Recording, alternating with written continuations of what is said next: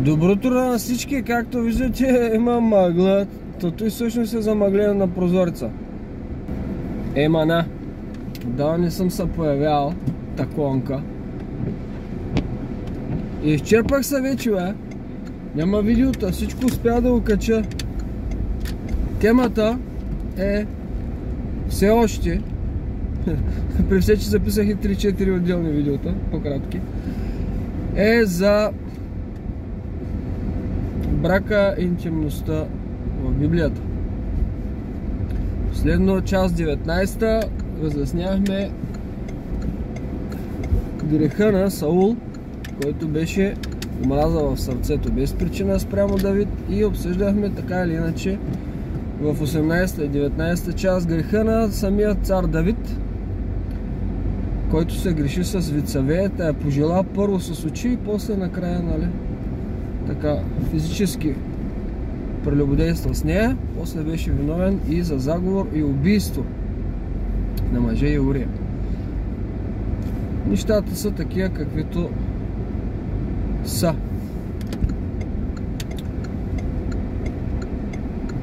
Библията ги описала правилно. Така. И аз вече във второ видео казвам развода, прелюбодейството и уни. Имам една серия, дето преди съм я записвал и явно към нея трябва да вкарам нещо подобно на това, което в дадения момент записвам. Чакаме, какво става тук? 1000 автобуса, 5 микробуса. Карай, бе! Карай, че няма време. Движението е пълно.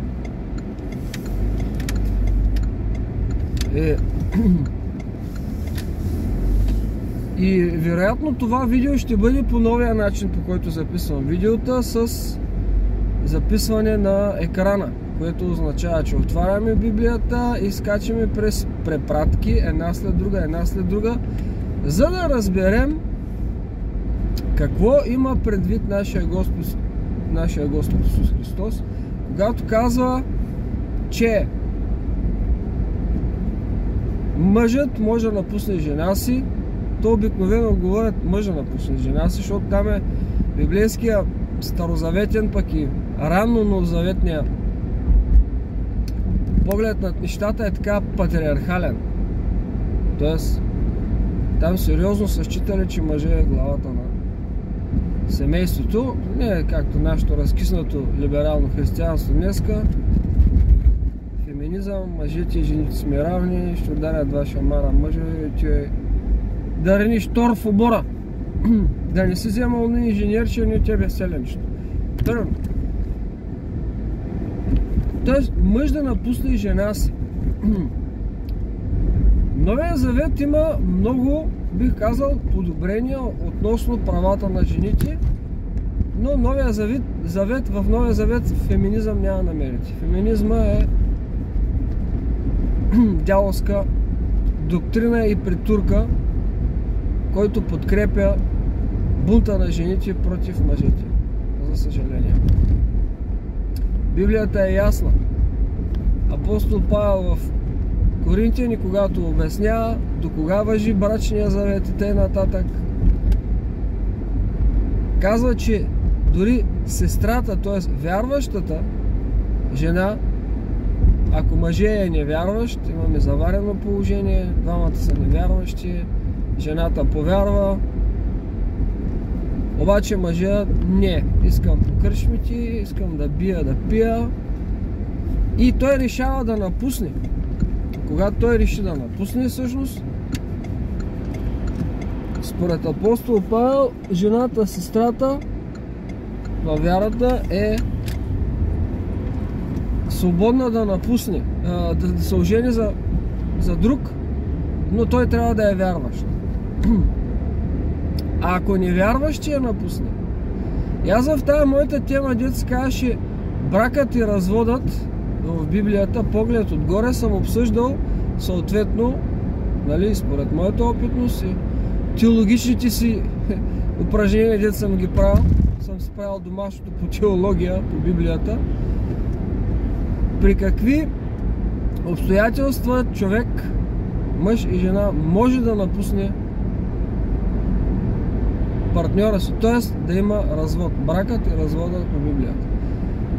И тая работа за много християни е сложна, защото четейки Новия Завет и думите на нашия Господ Исус Христос, който напусне жена си и се ожени за друга, той прелюбодейства.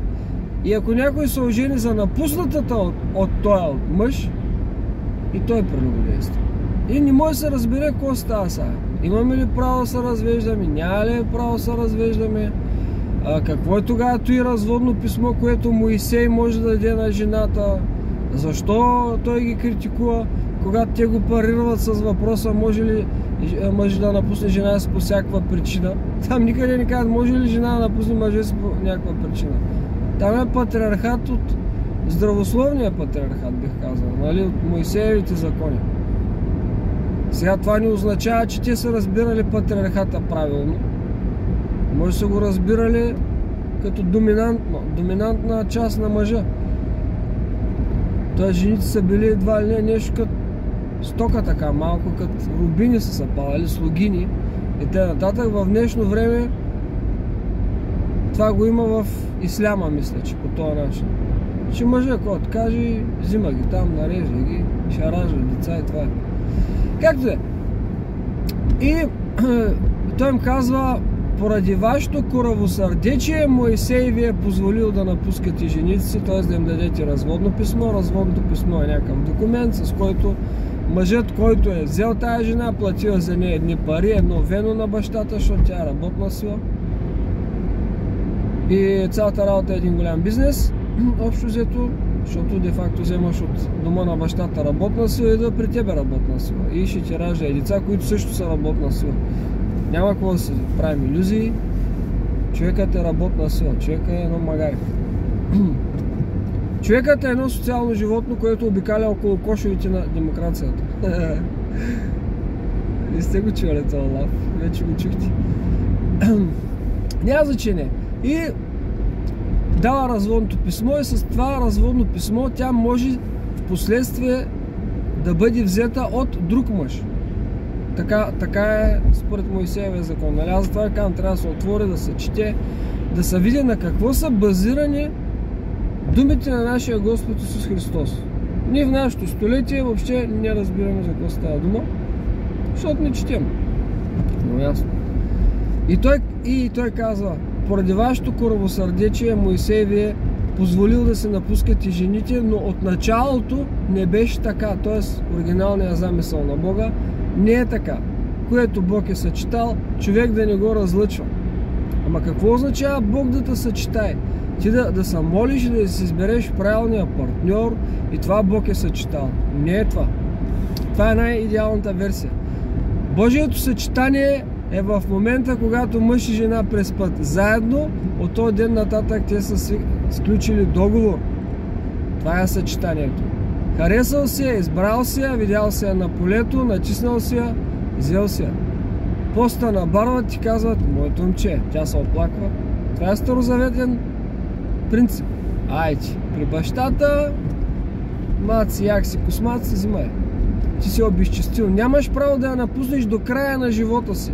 Нямаш право. Щом си спал с нея, взимаш я. Щом ти харесала толкова много, че да извършиш грях, нали, говорим за неомъжена жена, несгодена девица, съответно, твоя, взимай я. Това включва и изнасилване, т.е. може да бъде и по съгласие, може да бъде и чрез насилие. Различен е закона, ако дадената сгодена мома, той я намира на полето и я натиска, тя вика и да вика няма и той изнасилва, това се равнява като убийство, т.е. убийство, тогава този мъж бива осъден на смърт. Обаче, когато тя не е омъжена и не е сгодена и той я насили, той си я взема. Аба, Мецо, той е травмирал Туинуи. Щом си я пожелал, щом си спал с нея, тя е твоя жена. Бог ви е съчетал. Ама гана съчетание, поп не сме викали, аба, Мецо, какво разправиш? Аз исках само малко така да освободя напрежението и тя там женеше и се беше нагъзила едно такова и в устата е роклята една така малко мокра от жегата и удари ма хормона слънцето, ба, Мецо изкочив. Еми сега като си скочил, сега, добре дошъл в казармата, сега ще видиш жена ти като та подкара с точилката. Ама тя на полето не изглежда, че ма би с точилката. Сега ще видиш ти. Жените си имат своите начини да бият мъжете. Разбирате ли работата?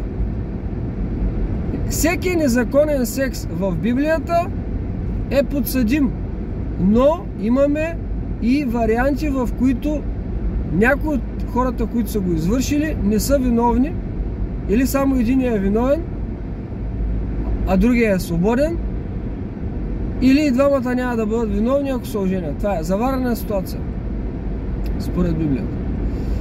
Така, имаме ли разводи в Библията? В Библията, уважаеми, разводи няма. Как да няма?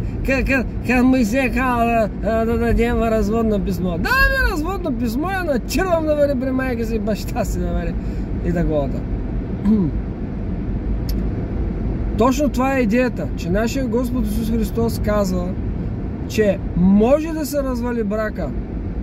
Може да се развали брака единствено поради блудство. В много от нашите преводи, които се идват от King James Version, е написано някъде блудство, някъде прелюбодейство и хората са бъркаме. За мен тая гледна точка на Библията ми се отворя очите преди около 2 години. Преди това си казвам, има ли прелюбодейство, един е изневерил, брачният завет е развален, чао, гледай си работа. Няма такова нещо. В Малахия Бог пише мразя напускане. Мразя напускане. Тоест, ние може да напуснем, ти аз може да напуснем, обаче Бог го мрази. Иди напред, идет, Бог го мрази. Айде, да видим. Ще ме правиш ли тази работа? Хубаво е да се обяснят заварените ситуации. Заварени ситуации. Двама са невярващи, единия повярва. Да кажем, жената повярва, това е по-честата версия. Мъжа пи. Вярност не го интересува. Може има и порядъчни мъже, които просто така са възпитани в някакви традиции, не са вярващи, обаче на една жена мъж човека, обича се, обаче не може да се примири с нейната вяра и решава да напусне. За него тя е сектантка, луда, вече не му се покланя като на идол, покланя се на някакъв бог, той е ревно, примерно някаква такава класическа ситуация. Тя го кае на църква, моли се 5 години с него.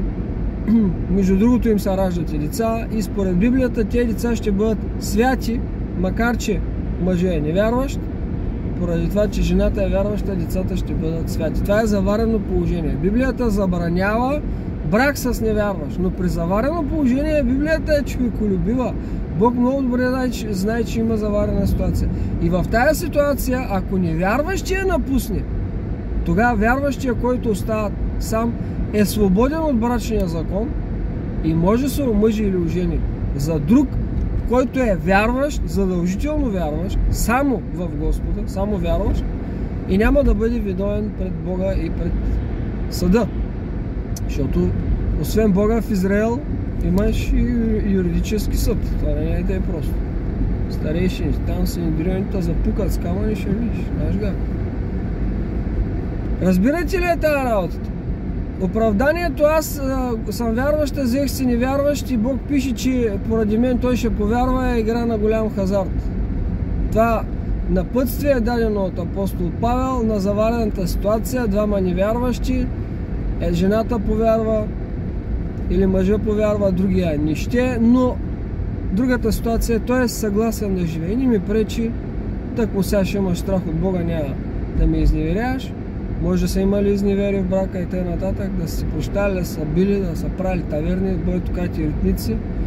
Това са реални неща от живота. Когато невярващи обаче каже, аз ще остана да живея с тебе, тогава Библията казва, не го напускай. Нека. Тогава той може да повярва, като види промяната в партньора си. Това е. Две заварени ситуации.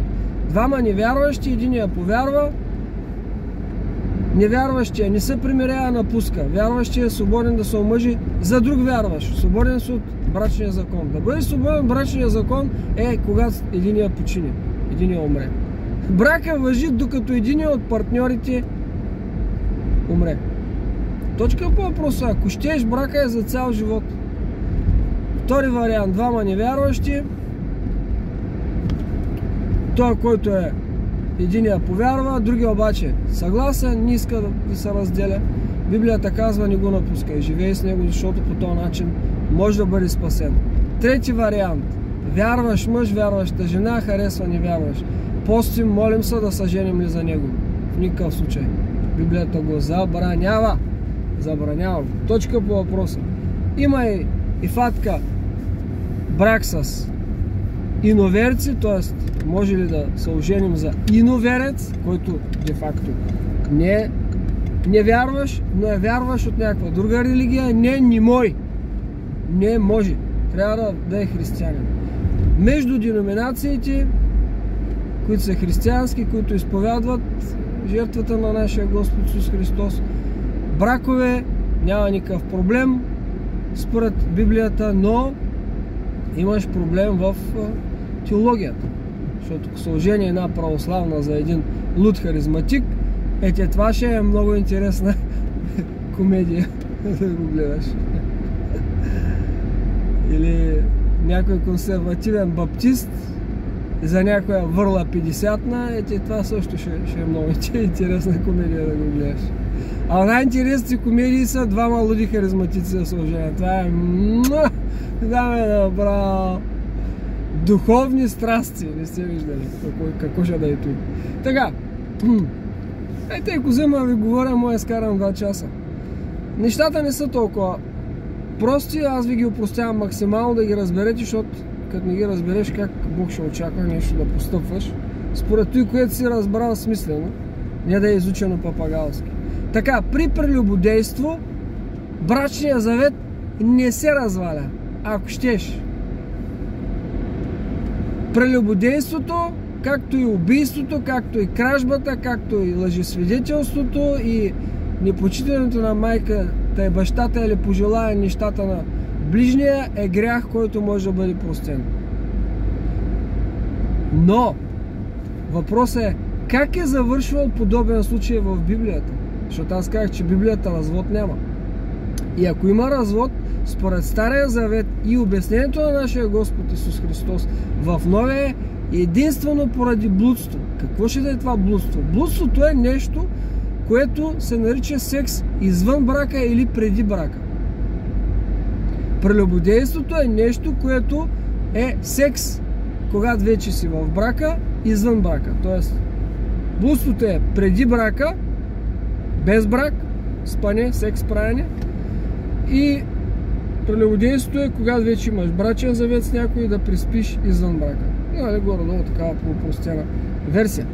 Така, и ако разводното писмо, което Моисей дава, е някакъв вид облегчаваща версия единствено за жената, т.е. защото жената вече е обезчестена, тя не е девствена, тя не може да иде така с първоначалните си девствени настройки при някой да сключи завет. Този, който е обезчестил, който е намерил в нея нещо зло, нещо неприлично, трябва да я даде разводно писмо. Разводното писмо обаче не е просто и тъй да го дадеш, извършва се разследване. Идват свидетели, майката и бащата, показват белезите на нейното моминство, кърпите, менструацията и така нататък. Аз позема ви го обяснявам тия работи, ама ще ви го обясня. Така. Трябва да паркираме някъде. Тук е. И ако няма блудство, според нашия Господ Исус Христос, нямаш право да дадеш разводно писмо. Мъжа да го даде. Мъжа е той, който прави брака според Библията. Мъжа е той, който плаща парите за жената. Мъжа е, който се договаря с баща й. Ако щеш, нека се харесали и са обичали. Библейския протокол е много по-различен. Момент. Ще ви го обясня. Ама след малко. Така. Разбирате ли? Блудството означава, че единствено жената може да бъде уличена в предбрачен секс. Когато идат на първата брачна нощ и мъжа нещо разбере, че тя не е девственото, ни почва едно разследване. И тогава той има право да я даде разводното писмо. Това е най-простото обяснение, което нашия Господ Исус Христос прави и ние не го разбираме. Даването на разводно писмо от мъжа означава, че той е намерил в нея нещо, което не му харесва. Не, че е космата, не, че е забата, а че тя не е наред. Т.е. тя сключва договор, когато вече е била разпечатана, защото брака е брачен договор, в който жената влиза девствена. За мъжа нищо не се казва. Мъжа как ще го изследваме баба Мецо дали е ходил топи плувката по този геоло на локва и да фаща риби. Няма такова нещо. Библията работи с доказателства, физически. Затова, когато той набеди момата и родителите казват: "Ко ти, нашата Иванка ще набеждаваш ли, Колел?" Я веднага я довинесете тук и те варят белезите на девството. Значи, белезите на девството са нещо, което е какво? Тоест, че тя е девствена. Значи има белези на девство, т.е. че тя има месечен цикъл. Т.е. има месечен цикъл, те ги пазят тези дрехи до момента, защото знаят, че тя вече са омъжва. Те ги пазят родителите. Аз ще тръгна по пъти, ще ви говоря. И когато стане такъв прецедентен случай и Колю рече да окепази, защото това е социално окепазяване на дъщерята, те ги варят, те доказват, че тя е била в цикъл. А какво доказва, че тя е била в цикъл? Доказва единствено, уважаеми, че тя не е бременна. Тоест, че тя не е бременна 2 или 3 дена или половин месец, ако внимателно е изчислявала, преди да вземе Колю. Тя спала с Драгой. Ама мазно така го направила. Те планират с Колю, обаче тя много харесала Драгой или Драгой е натиснал на полето и тя мълчи. Тоест, той е цикъл. Явно, когато се правят сватби, аз така си го представям, гледат да ги направят по такъв начин, че тя да има доказателства, че още е била девица, т.е. че не е била бременна. Защото една жена, ако забремени, нали се сещате, че следващия месец цикъл няма. Тоест, вече имаме плод. Само, че как може да докажеш, че не си взел забременена от друг мъж? Това Библията работи с реални доказателства. Това е. Ама няма тук гинеколози, минеколози, на ултразвук ще те гледам. Точка по въпроса. И ако той види, че тя е така и родителите не могат да докажат, че тя е била, водят я блудница и я убиват с камъни. Точка по въпроса. Обаче ако се окаже, че той е напуснал несправедливо, родителите го доказват, тогава той се принуждава, обобщавам го, да даде разводното писмо и да изплати на бащата едни пари и едни обезщетения. Тя с това разводно писмо се връща в дома на родителите си и следващия, който иска да я вземе, на базата на това разводно писмо, което е потвърдена, че нейната девственост е окей. Никой не ходил там да ги гледа дали са девствени или не, защото това е относителна работа. Дали има отципа, дали няма отципа, дали при девствена ципа, дали при първата брачна нощ са късала, не късала, защото това са относителни неща. При някои жени има, при някои няма, при някои тече, при някои не тече. Вари го доказва. Ще избият девиците на Израел заради относителна работа. Тук се говори за отпечатана стока, която не е само отпечатана, ами ще използвам бруталния израз и напомпена. Тоест, има изневяра. Има заплождане преди брака и този човек взима де-факто бременна жена от друг мъж.